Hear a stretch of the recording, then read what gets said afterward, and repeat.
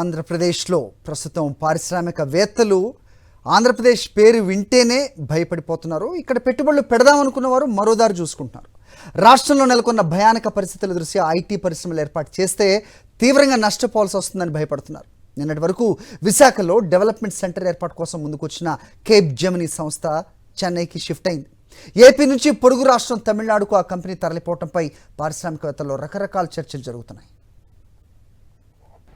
వైఎస్ఆర్సీపీ ప్రభుత్వ హయాంలో ఇన్ఫోసిస్తో సహా ఎన్నో ఐటీ కంపెనీలను విశాఖ వేదికగా ఏర్పాటు చేశారు. కూటమి ప్రభుత్వం అధికారంలోకి వచ్చిన తర్వాత విశాఖలో ఏర్పాటు చేస్తామన్న క్యాప్ జెమినీ సంస్థ చెన్నైకి తరలిపోయింది. ఒక అంతర్జాతీయ ఐటీ దిగ్గజ సంస్థ ఎందుకు ఆంధ్రప్రదేశ్ నుండి చెన్నైకి తరలిపోయిందో ఇప్పుడు తెలుసుకుందాం.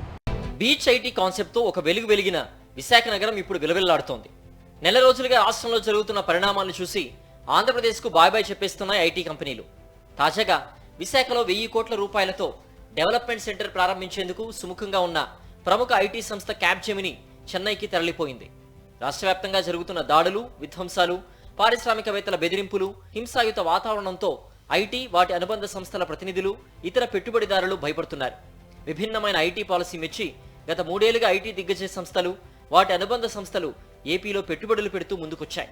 Infosys development centre, HCL, Accenture, Randstad, WS, Amazon వంటి సంస్థలు వరుసగా క్యూ కట్టాయి. దివంగత వైఎస్ఆర్ హయాంలో పురుడు పోసుకున్న విప్రో సంస్థ 6 నెలల క్రితం కార్యకలాపాలను విస్తృతం చేస్తున్నట్లు ప్రకటించింది. దిగ్గజ కంపెనీలన్నీ ఏపీలో శాఖలు విస్తరించేందుకు అడుగులు వేస్తున్న తరుణంలో ఒక్కసారిగా కుదుపు ఏర్పడింది. ప్రభుత్వం మారిన తర్వాత ప్రశాంత వాతావరణం కాస్త అశాంతి వాతావరణంగా మారింది. ప్రస్తుతం ఏపీలో అడుగు పెట్టాలంటేనే ఐటీ సంస్థలు, వాటి అనుబంధ సంస్థలు భయపడే పరిస్థితి. ఇందుకు క్యాప్ జెమినీ కంపెనీ చెన్నైకి తరలిపోవడమే ఉదాహరణ. నేను ఐటీ మంత్రిగా ఉన్నప్పుడు కూడా కొన్ని సంస్థలతో, ఐబీఎం కానీ, క్యాప్ జెమినీ కానీ, అనేక రకాలైనటువంటి సంస్థలతో వారితో చర్చించి రావాలని చెప్పి కోరాం. వారు కూడా ఇంట్రెస్ట్ చూపించారు. ఇన్ఫ్యాక్ట్ ఒక 3 నెలల క్రితం అయితే వారి ఆ వెబ్సైట్స్లో కూడా, వారికి సంబంధించినటువంటి వెబ్సైట్స్లో కూడా హైరింగ్ ఫర్ విశాఖపట్నం అని చెప్పి వాళ్ళు పెట్టి ఈరోజు చెన్నైకి తరలిపోయేటువంటి పరిస్థితి మనం క్యాప్ జెమినీ చూస్తూ ఉన్నాం. ఈరోజు అక్కడ 1000 కోట్ల రూపాయలతో పెట్టుబడి పెడతామని చెప్పి వాళ్ళు ప్రకటించడం అనేటువంటిది ఇప్పుడు ఉన్నటువంటి పరిస్థితులకి అది కారణం అవుతుందని చెప్పి నేను భావిస్తా ఉన్నా. గతంలో వైఎస్ఆర్సీపీ ప్రభుత్వం ఐటీ సంస్థలకు అందిస్తున్న ప్రోత్సాహకాలకు ఆకర్షితులై క్యాప్ జెమినీ సంస్థ తమ కార్యకలాపాలని విశాఖలో విస్తరించేందుకు సిద్ధమైంది. 1000 కోట్ల రూపాయల పెట్టుబడితో 5000 మందికి ఉపాధి అవకాశాలు కల్పించేలా 2027 నాటికి డెవలప్మెంట్ సెంటర్ ఏర్పాటు చేస్తున్నట్లు గతంలో ప్రకటించింది. ఇప్పుడు రాష్ట్రంలో అనుకూలమైన వాతావరణం కనిపించి ఉంటే ఈ సంస్థ తన శాఖను విశాఖలో ఖచ్చితంగా ఏర్పాటు చేసి ఉండేది. అయితే ఎటు చూసినా రాష్ట్రంలో విధ్వంసాలే కనిపిస్తుండడంతో పెట్టుబడి పెట్టేందుకు విశాఖ సరైన వేదిక కాదని భావించి క్యాప్ జెమినీ సంస్థ ప్రతినిధులు చెన్నైకి తరలి వెళ్లారు. టీడీపీ అధికారంలోకి వచ్చిన తర్వాత కూటమి నేతల అరాచకాల్ని ఒక్కసారి పరిశీలిస్తే ఈ విషయం స్పష్టమవుతుందన్న వాదనలు వినిపిస్తున్నాయి.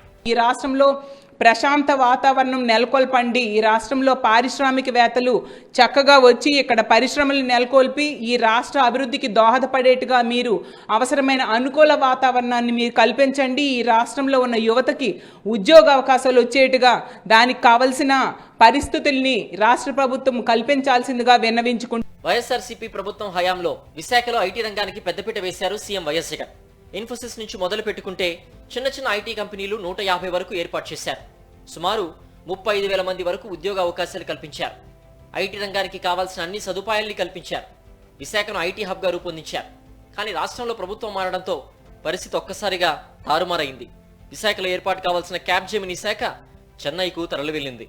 ఈ పరిణామం విశాఖ వాసుల మనసుల్ని చివుక్కుమనేలా చేసింది. ఐటీ రంగానికి తానే ఆద్యుడని గొప్పలు చెప్పుకునే చంద్రబాబు చెన్నైకి తరలి వెళ్లిన క్యాప్ జెమినీ సంస్థను ఎందుకు ఆపలేదని వారు ప్రశ్నిస్తున్నారు.